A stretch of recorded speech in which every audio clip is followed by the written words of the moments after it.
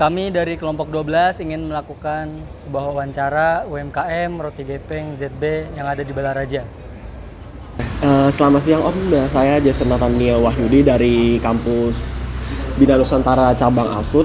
Nah, hari ini saya akan wawancarai Om nih tentang apa sih bisnis Om ini, maksudnya dari sistemnya sampai ke bisnis modelnya seperti apa. Nah, sebelum masuk ke bagian pertanyaan, mungkin boleh bisa bertanya namanya siapa Om?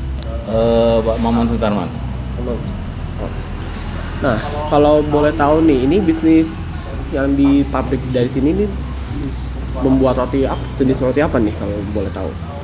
Jenis rotinya sih cuma 2-3 macam, yaitu kacang hijau sama kelapa sama coklat. Tapi lebih ke pia gitu sebenarnya sih, pia basah, bukan roti gitu, tapi pia basah. Atau bisa disebut juga roti gepeng.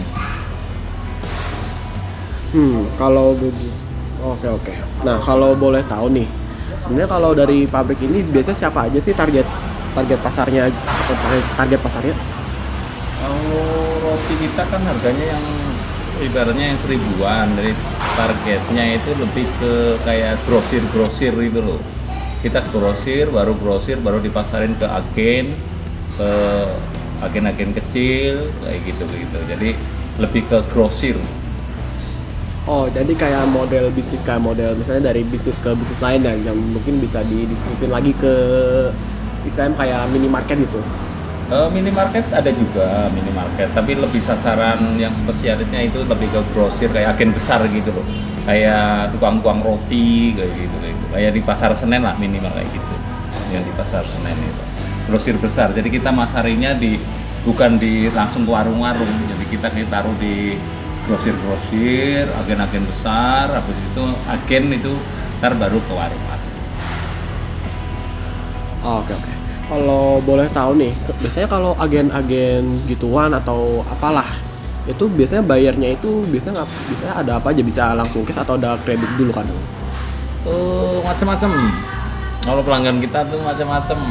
Ada yang langsung cash, ada yang bon muter itu nitip dulu gitu. Jadi tapi kalau sebagian besar itu biasanya dititipin dulu baru besok datang bayar yang kemarin dititipin gitu. Oke. Lalu nih, kalau untuk ini, kalau Bapak nih Om nih punya bisnis ini, untuk promosinya ini bagaimana caranya? Apa cara yang dilakukan untuk mempromosikan produk Om nih?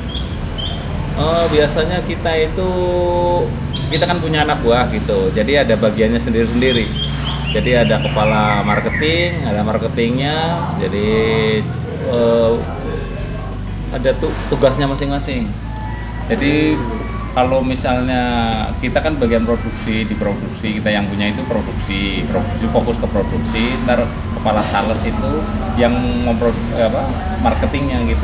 Jadi pemasarannya ya tujuannya ya ke pasar-pasar kayak toko-toko gede kayak gitu. Jadi kita kasih titipan dulu gitu modelnya. Nah, kalau untuk tadi kan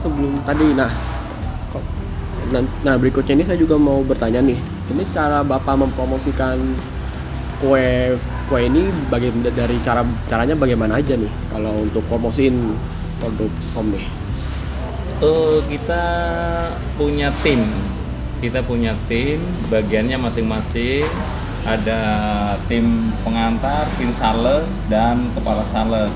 Kepala salesnya itu yang bagian mempromosikan. Jadi kita sebarin di pasar-pasar atau pondok-pondok gitu.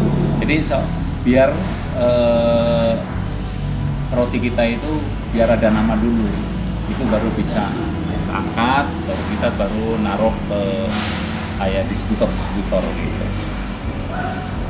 Kalau boleh tahu nih, metodenya apa aja ya kalau buat promosinya tadi tuh?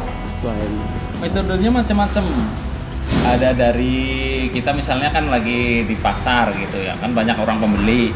Nah, kita bagi-bagiin, kita buka, coba cicip nih dari perusahaan, coba dicicipin rasanya gimana, terus Itu dari situ kan kita dari misalnya dari pasar, dari pondok-pondok, dari sekolah-sekolah, kita kasih kayak gitu caranya. Jadi suruh nyicipin, ntar komentarnya gimana, kan orang itu macam-macam. Ada misalnya komentarnya bagus, sudah lembut, udah ini udah bagus. Ada juga yang ini kurang, teksturnya masih kurang bagus, atau kemasannya ya gitu, kurang lebihnya gitu. Oke. Nah, lalu berikutnya nih, mungkin kalau dari pabriknya Om punya nih, mungkin bisa diceritain proses bisnisnya dari proses produksinya dulu aja. Oh, ini produksinya atau asalnya ada pabrik? Proses bisnis buat produksi roti. Produksi gitu kita dari adonan udah diadon, ya terigu dicampur, minyak, mentega, segala macem bahan-bahan buat adonan. Habis itu diaduk pakai mixer.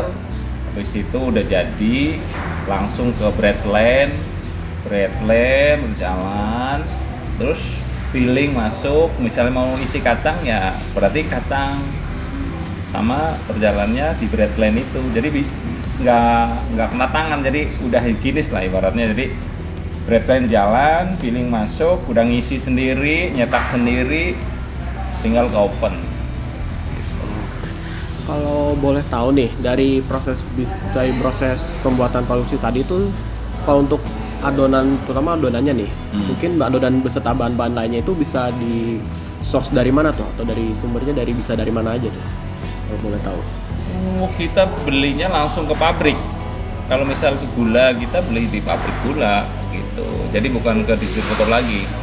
Terus kalau misalnya terigu sama, kacang hijau kita juga udah lama, udah lebih dari 30 tahun sih roti kita. Jadi kayak bahan-bahan kayak gitu ya insya Allah full lah, maksudnya nggak pernah kurang gitu. Stoknya itu ada terus. Nah, kalau untuk cara masin agar stoknya itu nggak selalu kurang tuh, bagaimana cara pencatatan stoknya gitu tuh, kalau boleh tahu? Kalau di usaha saya itu, jadi sistemnya itu kita nggak pernah ada utang, maksudnya nggak ada tempo. Jadi kita barang datang bayar, barang datang bayar. Jadi kita misalkan stok udah tinggal berapa lagi, misalnya 100, 200 gitu. Jadi kita udah beli dulu. Jadi kemungkinan stok sampai kehabisan itu kayaknya nggak pernah sih. Nggak pernah. Oh, berarti selalu bayar terus, memastikan kalau biar stoknya habis, bahan bakunya. Kita nggak pakai tempo. Jadi kalau masalah stok itu nggak ada kendala. Biasanya kan kalau stok itu kendalanya di mungkin keuangan itu. Karena apa? Karena yang itu belum bayar akhirnya ditahan kan. Biasanya kebanyakan begitu. Makanya kita itu di sistem langsung bayar. Semua barang. Jadi stok aman. Oke. Nah, kalau tadi kan sudah produknya, tadi kan sebelumnya sudah disebutin tuh proses produksinya. Nah, itu kalau untuk cara nentuin produksi harinya itu bagaimana ya? Kalau boleh tahu. Kalau nentuin kita itu sistem pesan, sistem PO. Jadi yang diproduksi sama usaha saya ini udah dipesan dari yang kemarin. Ini pesanan dulu baru dibikin. Jadi roti-roti yang ada ini semua itu udah pesanan orang. Jadi nggak ada sisa kayak gitu. Sisa ya? Habis terus. Berarti misalnya ada vendor lah pesen ke sini, berarti langsung dibikin. Iya. Pesennya hari ini misalkan besok hari Rabu, lah harus Selasa itu udah harus pesen, udah harus PO dulu, order. Kalau order dicatat, ntar sama si mandor itu baru dibikinin. Oke.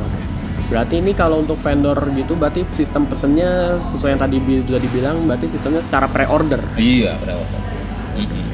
Jadi order dulu baru diproduksi gitu. Nah, selain vendor nih, kadang ada pelanggan nggak sih, pelanggan customer gitu yang pesen langsung ke pabrik? Ada juga. Itu sama, itu biasanya, tapi kalau itu lebih ke kayak misalnya ada acara-acara hajatan, acara mulutan, itu langsung bisa lah. Kan misalnya kita mau bikin umpamanya 10 bal, 20 bal, 30 bal, habis itu ada pesanan dadakan, kita tambahin. Jadi karyawan suruh lembur, kita tambahin. Kalau berikutnya nih, kalau untuk cara pencatatan stok bahan bakunya itu gimana tuh sistemnya? Kalau untuk pencatatan bahan bakunya, stok bahan baku. Stoknya dicatat. Jadi kalau kita kan udah tahu hari misalnya sekarang hari Selasa, besok hari Rabu, jadi stok itu harus seminggu ke depan itu harus aman. Terus dicatat terus. Ini hari Senin bikin berapa, Selasa bikin berapa, Rabu, Kamis, Jumat dan seterusnya sampai Sabtu. Nah setelah Sabtu baru pembukaan lagi, catatin lagi, stok aman lagi, baru kerja lagi Senin, Selasa, Rabu, Kamis, Jumat dan seterusnya. Kalau selain pencatatan stok bahan baku nih, kalau pencatatan bahan jadi ini kayak pencatatan roti itu bagaimana? Pencatatan stok rotinya yang jadi. Kalau pencatatan roti kita udah tahu, kita kan pakai mesin semua. Jadi misalkan ya kita bikin 50 bal gitu. Misalnya jadi roti itu 2.000 per balnya, yuk dikaliin aja berarti 100.000. 100.000 kita tinggal catetin tuh. Ini siapa yang pesen ini 10.000, 7.000, 4.000 sampai angka di 100.000. 100.000 piece. Nah, itu berarti pas. Nah, selain proses produksi tadinya tuh, kalau untuk pencatatan finansial dan keuangannya itu bagaimana tuh? Kalau keuangannya gampang lah, itu pembukaan biasa. Maksudnya kan kita bahannya misalnya sekian, gaji roti sekian, dijual sekian, tadi tinggal ngaliin aja. Jadi udah ketahuan. Jadi keuntungan ya dari yang tadi itu. Misalnya terigunya 1 sak, jadi 2.000 biji kali 700 rupiah, nah, dikaliin 100.000. Kalau boleh tahu nih, kalau untuk tadi pencatatan keuangannya gitu, pakai metode apa ya kalau boleh tahu? Metode manual itu mah biasa aja itu. Nah, berikutnya nih, kalau untuk sesuai yang tadi jelasin nih kan mungkin biasa kan kadang-kadang ada permasalahan nih di pabrik nih. Nah, kalau boleh tahu nih permasalahan yang sering terjadi secara internal apa aja kalau yang sering terjadi permasalahannya? Permasalahannya sih kalau kita udah lama, jadi udah bisa diatasi lah. Maksudnya kayak misalkan bulan-bulan mulut kan rame, jadi stok kita ditambahin. Nah, habis mulut rada-rada sepi gitu, permasalahannya kan di situ. Jadi kita bisa kurangin gitu loh, kurangin dalam artian produksinya. Jadi biasa produksi misalkan 50 sak gitu, jadi bisa dikurangin 45 atau 40 untuk antisipasi gitu, biar nggak ada returan atau PS gitu. Oh, berarti misalnya kalau udah misalnya tiba-tiba sales naik atau turun udah ada antisipasinya lah. Iya, kita udah tahu di bulan-bulan tertentu kita udah tahu. Dalam 1 tahun itu pasti ada tuh. Ada bulan-bulan laris, ada bulan-bulan kurang laris atau sepi gitu, ada. Iya. Udah biasa, udah terlewati. Nah, kalau selain permasalahan yang di dalam pabrik ini gitu kadang-kadang kan pelanggan juga ada masalah gitu kan, dikasih kita gitu kan. Nah, kalau boleh tahu nih, kalau untuk permasalahan yang sering terjadi secara di luar nih, misalnya kayak vendor pelanggan gitu, apa aja ya? Masalahnya biasanya di keuangan biasa. Kadang-kadang pelanggan itu udah harusnya bayar, dia kadang-kadang belum ada uangnya atau uangnya dipakai buat roti yang lain gitu. Seringnya sih gitu, masalahnya di situ lah. Kalau boleh tahu nih, kadang kalau yang pelanggan yang belum bayar ini kadang lupa atau emang udah dicatat di sananya? Oh, udah dicatat. Itu bagian sales, bagian marketing yang itu. Jadi kita nggak nyatetin yang itu. Itu ada bagiannya sendiri. Kalau kita produksi sesuai pesanan, pokoknya dia bawa berapa yaitu bayarnya. Kalau boleh tahu nih, nah ini kalau catatan kayak misalnya kayak namanya bon apa namanya? Bon muter. Iya, itu kalau pencatatannya itu secara apa ya? Kalau begitu. Dia itu lebih kalau masalah bon muter, titipan itu di bagian marketingnya. Iya. Kalau boleh tahu tuh dicatatnya gimana tuh? Di buku marketing, Oh, di buku sales, buku di buku gede sales, yang itu. iya di buku gede. Oh. Dia catetin nih toko ini misalkan punya bon sekian, baru bayar sekian, itu ada anggaran. Oh. Itu di bagian marketingnya di situ. Itu bagian marketingnya juga ada kepalanya. Nah, lalu berikutnya nih, sejauh ini kalau dari proses produksi yang udah dilakukan selama berpuluh-puluh tahun nih, nah kalau pernah atau sering terjadi nggak permasalahan stok gitu? Permasalahan stok, alhamdulillah nggak pernah. Nggak pernah. Jarang. Ya itu tadi, makanya kita itu pertama kita nggak main bank, keduanya kita barang datang kita bayar cash, bayar lunas maksudnya. Jadi stok aman, ya kita mau pesan berapa aja pasti ada. Gitu. Kalau masalah stok aman selama ini nggak pernah ada kendala. Oh, oke. Nah, lalu berikutnya nih kalau dari perspektif vendor atau pelanggan nih, nah keluhan yang sering diterima apa aja nih kalau boleh tahu? Kalau pelanggan itu lebih apa ya? Jarang ada komplain. Mungkin karena musim hujan atau apa itu biasanya lebih ke kurang awet atau apa gitu. Lebih ke situ aja sih. Kalau kualitas ya tetap terjamin kualitas. Nah, lalu yang berikutnya nih kalau untuk secara keseluruhan nih dari pabrik yang Om punya nih. Nah, kalau yang dirasa kurang efisien dalam perjalanan proses bisnisnya, terutama dalam keuangan atau produksi itu apa aja kalau untuk apa sih namanya? Yang dirasa kurang efisien dalam prosesnya di bagian mananya? Ini maksudnya ini loh, biasanya tuh sales kan namanya orang itu beda-beda tuh. Ada yang sales jiwa pekerja, ada yang ada juga yang kurang rajin atau itu tuh biasanya di itu tuh kendala di perusahaan itu kayak gitu. Jadi sales itu kan ada yang benar-benar kerja keras, ada juga yang malas-malesan. Nah itu yang malas-malesan kadang-kadang kita udah beliin mobil, udah modalin roti segala macem, ya akhirnya nggak bertahan keluar gitu. Nah untuk cari penggantinya kan rada susah. Oh, berarti untuk secara permasalahan itu lebih ke karyawannya ya?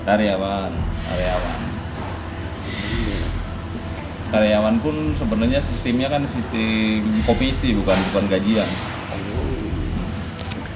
Nah, lalu yang berikutnya nih, kalau dari seluruh bisnis pabrik yang Om punya nih, apa yang ingin ditingkatin efisiensinya? Kenapa? Yang perlu ditingkatin? Ya, efisiensi atau efektivitasnya. Ya perlu ditingkatin adalah bagian pemasaran tetap. Masalahnya pabrik itu jalan nggak jalan ya di pemasarannya itu. Kalau kualitas sih kita kan standarin loh. Standar ZB ya kualitasnya kayak gitu. Tapi kalau masalah perlu ditingkatin ya kita harus rekrut karyawan lagi, nambah ibaratnya jangkauan pemasaran gitu loh. Biasanya wilayah misalnya kayak Cilegon nggak terjangkau, akhirnya nyari orang untuk daerah-daerah yang nggak terjangkau tersebut. Oh, jadi lebih ke nyari pemasarannya ya? Iya, nyari pemasarannya. Kalau kita pingin ningkat perusahaannya ya kita pemasarannya harus lebih yang belum terjangkau atau yang belum pernah diisi ya itu dia diisi lagi. Oh, menambahkannya di situ aja. Kalau boleh tahu nih dari permasalahan dan proses produksi tadi tuh mungkin udah dijelasin semuanya nih sama Om nih. Nah, kalau misalnya nih ada aplikasi atau website yang pengen Om ada nih, mau yang kayak seperti apa nih? Terutama fitur-fiturnya mau ada apa tuh? Kalau saya sih kan sebagai bagian produksi, sebagai owner itu saya nggak ngurusin yang kayak gitu. Dia ada sendiri. Ntar kepala sales itu bidangnya. Oh, kepala salesnya itu yang bagian pemasaran itu. Ntar mau ke inilah itu terserah. Kalau kita ya udah produksi sesuai pesanan, maka ya udah tugas kita udah selesai itu. Oh, berarti nanti kalau untuk proses-proses apalah bisnisnya gitu nanti mungkin yang harus ditanya kepala marketing itu sendiri dia. Atau kalau mau ada aplikasi yang model kayak e-commerce? Ada Oh, itu banyak kok itu. Itu lebih ke bukan ke kitanya sih, ya itu bagian marketing. Beda lagi oh iya. urusannya. Jadi pokoknya kalau roti udah keluar dari pabrik, dia terserah mau model online lah, jualan online lah, mau jualan langsung apa-apa itu terserah dia. Oh, oke oke. Mungkin sejauh ini mungkin sekian dari interview atau wawancara yang kita lakuin ini buat tujuan penyelesaian tugas BINUS. Siap, siap. Mungkin dan juga makasih ya Om. Sama-sama, terima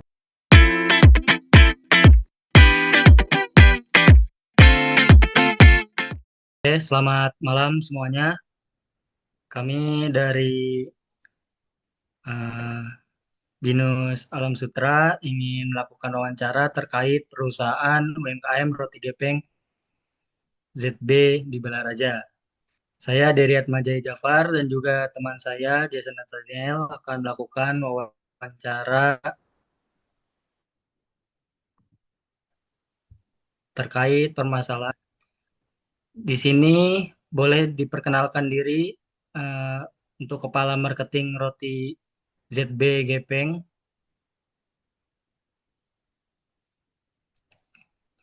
Baik, terima kasih. Terima kasih atas kesempatannya kepada Saudari Deriat Majaya Jafar dan juga rekannya ada Jason Nathaniel.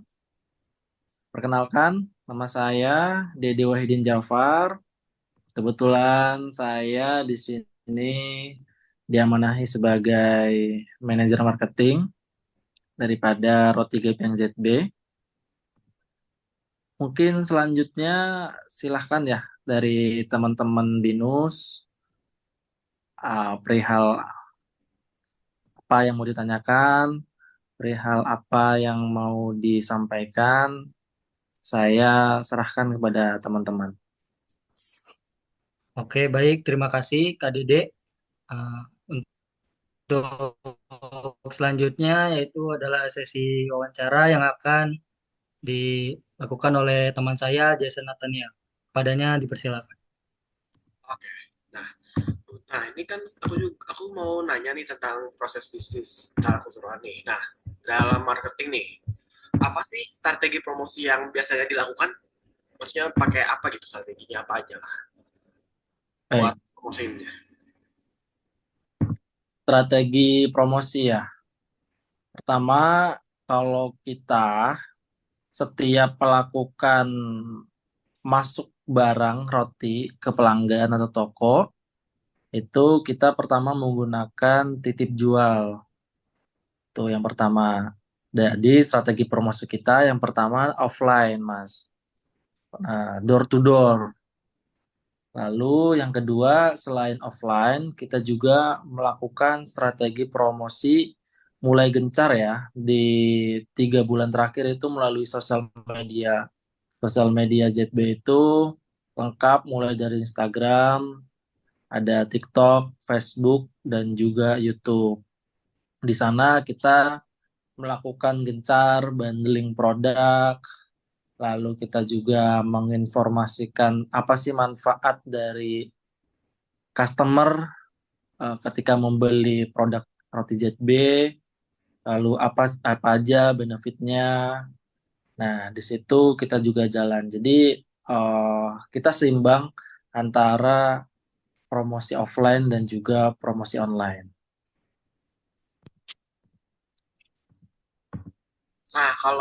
Nah, kalau untuk promosi yang dilakukan nih, terutama di media sosial nih, misalnya kayak tadi Instagram, YouTube, dan sebagainya nih. Nah, itu bagaimana sih cara nentuin kontennya yang diposting, seperti jadwal posting atau enggak, konten apa yang ditunjukin? Kalau untuk penentuan schedule-nya, kalau untuk konten apa yang ditampilkan, tentu kita menampilkan konten yang semenarik mungkin, Mas.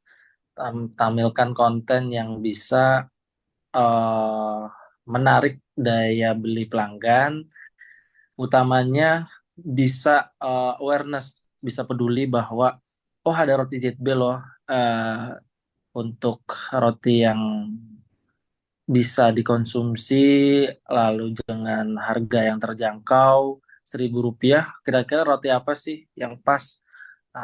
Jadi kita di situ menentukan kontennya itu, yang pertama kita membangkitkan awareness terlebih dahulu.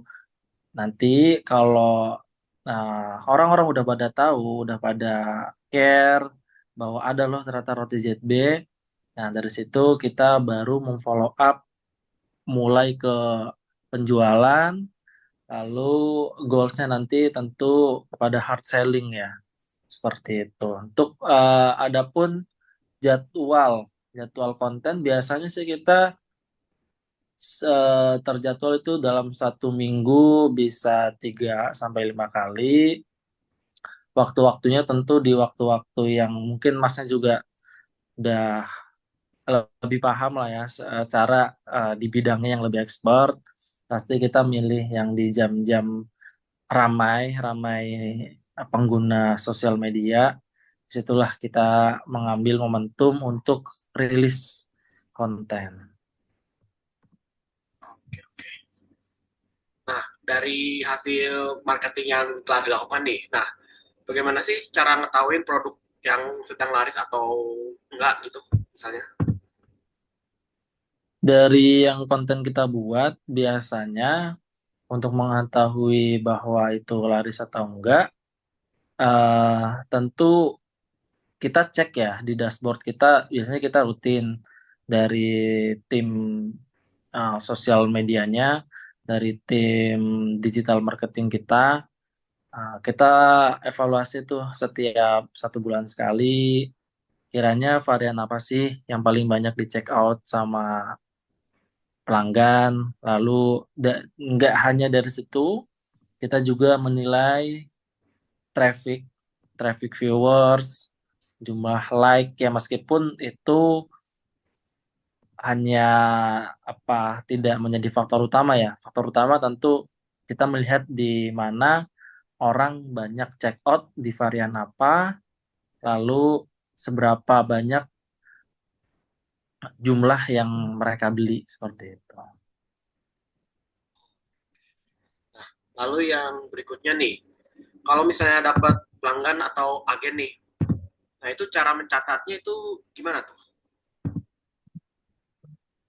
Selama ini untuk kita mencatat jumlah agen ya Mas, jumlah agen ya Ya, yang kita agen, dapat. pelanggan, dan pelanggan maksudnya. Jumlah pelanggan biasanya kita masih manual sih Mas.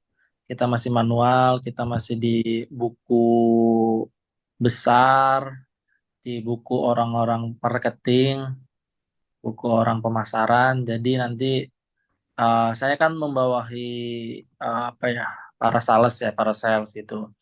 Jadi nanti biasanya mereka monitor laporan ke saya, per hari ini ada pelanggan baru, udah dapat apa enggak, ada tambahan pelanggan atau enggak. Nah, itu biasanya mereka catatnya di nota, masih di nota. Jadi misalkan hari ini dapat 10 toko baru, pelanggan baru. Nah, ada tuh biasanya notanya merah, berarti mereka titipan. Tapi kalau yang misalkan bayarnya cash, itu kita nggak kasih nota merah, berarti kita kasih mereka nota putih.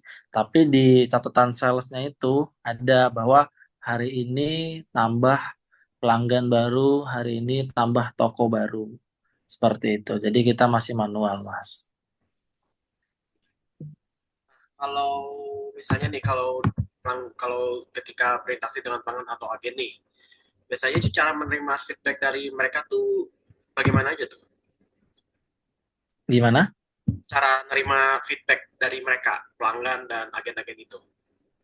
Oh, biasanya kita menyediakan nomor semacam call center gitu ya. Jadi tiap-tiap pelanggan, toko, agen, dan lain sebagainya, kalau misalkan ada keluhan, lalu ada pemesanan, ada hal yang ingin mereka sampaikan, itu kita biasanya kita meninggalkan nomor WA. nomor WA penanggung jawab marketing biasanya dalam hal ini ke saya, lalu juga ke nomor kantor seperti itu. Jadi masih by WA gitu. Teknis banyaknya di sana.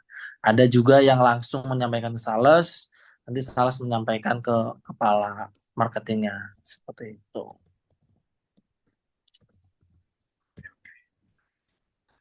Nah, lalu yang berikutnya nih, kalau misalnya nih dapat pelanggan atau tiba-tiba dapat agen nih dengan pesanan yang jumlah besar. Nah, itu proses koordinasinya gimana tuh kalau boleh tahu?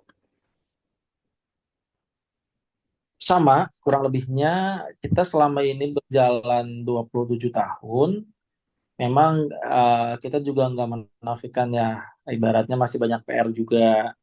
Kita juga perlu butuh eh, sistem yang bisa membantu kita seperti itu. Contohnya kayak yang barusan Mas tanyakan, selama ini kalau misalkan agen atau pelanggan maupun toko memesan dalam jumlah yang lebih besar, itu biasanya mereka melalui sales terlebih dahulu, lalu mengontak nyambung lagi ke kita ke bagian manajer marketing, bagian kantor, lalu kita order ke pabrik seperti itu. Jadi nanti pemesanannya by order terlebih dahulu kalau misalkan mesennya banyak. Jadi biar kita siapin itu.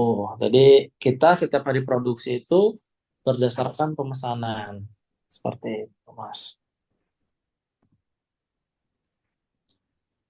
Nah, lalu yang habis ini nih. Nah, kalau dalam marketing tuh, nah itu bagaimana cara mengatur budgetnya dan mencatat hasil dari marketingnya itu? Atau alias kayak apa ya istilahnya? Kayak kan hasil marketing kan pasti dapat pelanggan banyak tuh. Nah, itu cara mencatatnya gimana tuh? Mencatat kita selama ini masih yang tadi saya sampaikan ya. Kita kalau misalkan nggak manual melalui buku tulis ya kita menggunakannya kalau di era sekarang masih kita melakukan catatan di HP itu. Jadi nanti kita setiap seminggu sekali dan juga apa meeting besar itu sebulan sekali. Jadi kita meeting antara marketing dan juga tim sales. Nah, catatan kita masih dalam bentuk tulisan tadi. Jadi tulisan tiap-tiap sales mencatat apa aja progres yang dicapai selama hari ini, selama minggu ini, selama bulan ini. Nanti baru kita musyawarahkan bareng-bareng seperti itu sih. Berarti kalau budget marketing itu berarti masih secara tertulis gitu ya? Manual. Mas masih tertulis. Oke, oke.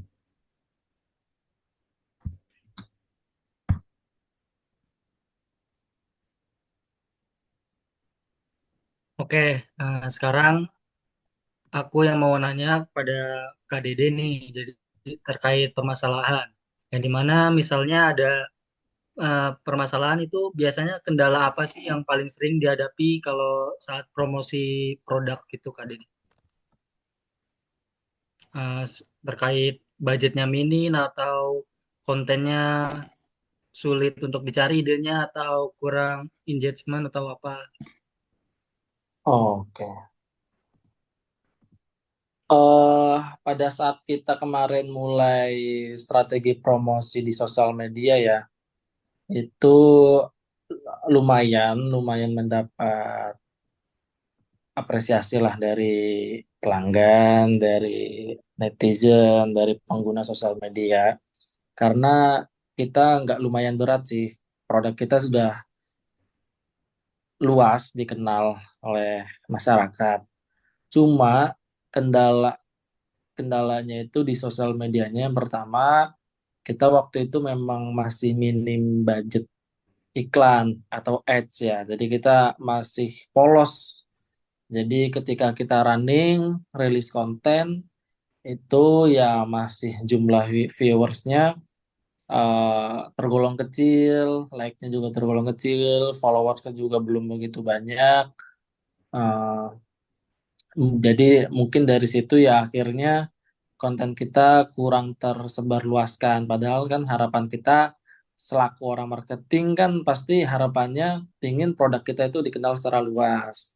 Ingin produk kita tuh eh, bisa melakukan penjualan secara signifikan tiap harinya seperti itu. Jadi kendalanya kita waktu itu ya di budget iklan dan juga kita nyari ini Mas apa eh yang memberagakan iklan apa namanya itu? Aktor ya.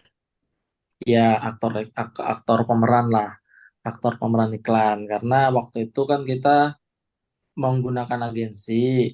Kita waktu itu kan menggunakan agensi, coba menggunakan agensi nggak dengan internal karyawan di dalam gitu. Jadi kita waktu itu masih iklannya cenderung masih banyak animasi konten gitu loh. Dan harapan saya kan waktu itu saya pingin ada real orangnya gitu loh, orang yang mau memperagakan iklannya. Cuma waktu itu memang anggarannya lumayan besar kalau menggunakan orang seperti itu. Jadi ya kita mengefisiensikan posnya. Ya udah akhirnya sejalan gitu aja, tapi ya kurang sesuai dengan ekspektasi kita sih waktu itu. Kurang apa ya? Kurang greget lah kontennya. Oke, baik Kak Dede.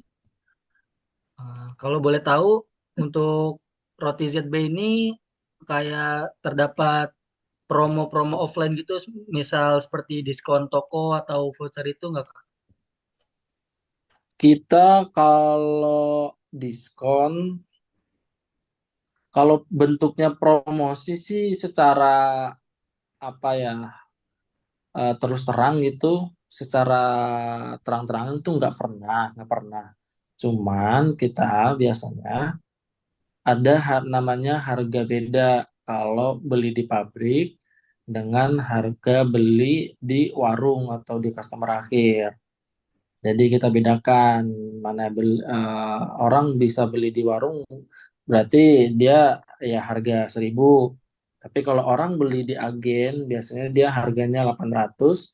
Tapi orang kalau beli langsung di pabrik harganya bisa jauh lebih miring lagi sekitar 660-an. Tapi kan balik lagi dengan jumlah kuantitas yang lebih banyak gitu. Jadi biasanya kalau orang semakin belinya lebih banyak, selain kita memotong harga, kita juga melakukan penambahan. Biasanya kita bonusin juga, gitu. Kita bonusin berapa pak setiap kali dia melakukan pembelian dalam jumlah yang kita tentukan. Seperti itu. Oke. Selanjutnya Kak itu aku mau nanya, jadi apakah pernah terjadi kesalahan komunikasi antara bagian marketing dan promosi? Misalnya kayak bagian marketing menginginkan produk ini, namun di bagian produksi produknya tidak tersedia atau bagaimana? Atau ada miskom atau apa? Miskom antara marketing dengan produksi atau marketing dengan promosi. Marketing dengan produksi. Oh, oke. Marketing dengan produksi pasti ya sering banget. Sering banget kita mengalami eh, kekurang pahaman, kurang salah paham, lalu juga miskomunikasi. Ya, yang namanya orang marketing pasti pingin produk itu kita jual yang terbaik di tangan pelanggan. Jangan sampai kita kehilangan pelanggan, jangan sampai penjualan kita bukannya meningkat, malah cenderung stagnan dan malah menurun. Biasanya yang sering kali kita alami itu di bagian quality control. Jadi sering produk yang udah di packing, yang udah siap dipasarkan, itu kurang kurang sempurna. Nah, makanya kita sering tuh koordinasi sama tim produksi, tolong dong diperbaiki. Jangan sampai ketika udah di bagian finishing, udah di bagian tahap akhir, udah tinggal di bagian kita jual ke customer, ke pelanggan, kondisinya kurang sempurna, kurang baik. Nanti apa kabar, apa kata pelanggan gitu loh. Bukannya nambah pelanggan, malah nanti pelanggan berkurang, berkurang setiap harinya, ya kan ujung-ujungnya ya omset perusahaan menurun, semua dirugikan seperti itu. Makanya dibilang marketing itu ujung tombak perusahaan, ya betul, karena tanggung jawab besarnya ada di kita.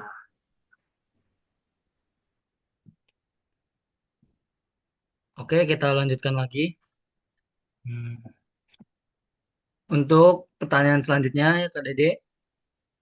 Jadi, apa sih kesulitan terbesar dalam mengelola media sosial? Misalnya itu kesulitan dalam desain kontennya, atau respon pelanggan, atau konsistensi postingnya kan? Terkait kesulitan mengelola konten di sosial media, yang pertama yang kita alamin ketika kemarin mengaktifkan ya, khususnya di dunia digital. Pertama itu kita nyoba nyari aktor, aktor iklannya. Pertama itu, sebenarnya kita ada karyawan internal, cuma mereka ketika kita tawarkan nggak siap dalam hal ini eh, di depan kamera mereka kadang-kadang masih malu-malu seperti itu.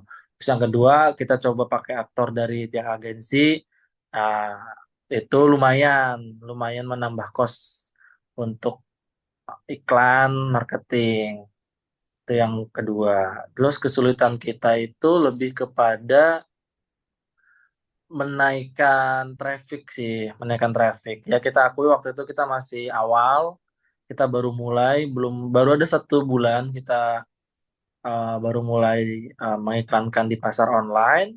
Tapi alhamdulillah terbantu dengan rata-rata orang udah pada kenal ya sama produknya. Cuma kita belum begitu kuat di bagian akun sosial medianya. Nah itu yang kita pingin naikkan lagi jumlah followersnya, jumlah like-nya, sebisa biar bisa dikatakan sampai FYP atau viral. Seperti itu. Baik, Kak. Kalau boleh tahu, selama masa promosi atau pengiklanan produk itu suka ada keluhan dari pelanggan nggak sih yang muncul terkait produk yang dikonsumsi pelanggan atau lainnya? Banyak, banyak. Kalau itu pasti banyak. Jadi dari mulai yang positif, dari mulai yang negatif, dari mulai masukan yang membangun, sampai juga masukan yang istilahnya menjatuhkan. Tapi selama ini yang kita dapatkan sekitar 95%-nya itu tanggapannya positif. Kita juga kaget ya waktu itu, wah seramai ini ternyata selama 27 tahun kita jalan, terus kita secara jalan secara offline, terus 1 bulan terakhir ini kita coba mengaktifkan di pasar online, ternyata antusiasmenya luar biasa gitu loh. Ternyata orang banyak yang suka dengan rasa roti ZB, banyak yang suka dengan harga yang terjangkaunya, banyak yang suka juga dengan cita rasa yang dimiliki sama roti ZB.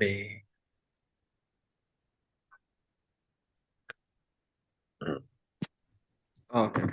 Nah, dari permasalahan dan sistem bisnis yang tadi telah didiskusi ini, dan dari juga permasalahan yang tadi dibilang kan, nah dari permasalahan tersebut tuh kalau ada sistem nih atau aplikasi atau website gitu yang bisa mendukung untuk proses bisnis di marketing tuh fitur apa aja sih nantinya yang akan membantunya dalam aplikasinya itu?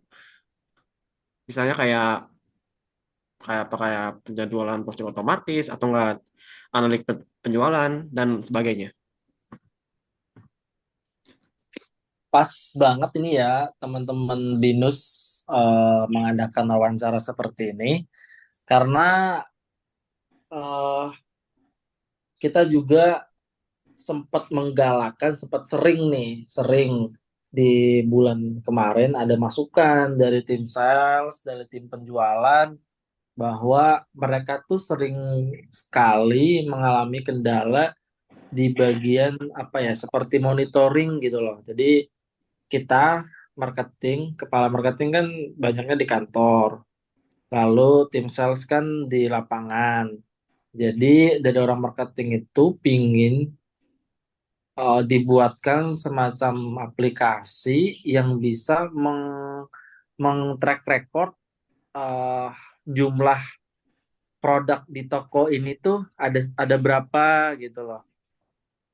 Terus penjualannya, jadi ada dashboard riwayat transaksinya itu di toko ini tuh berapa sih gitu. Jadi kita tuh bisa monitoring dari jarak jauh orang marketing gitu loh.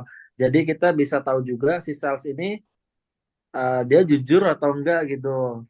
Misalkan penjualan di toko ini sebanyak sekian, terjual sekian, terus udah melakukan pembayaran sekian.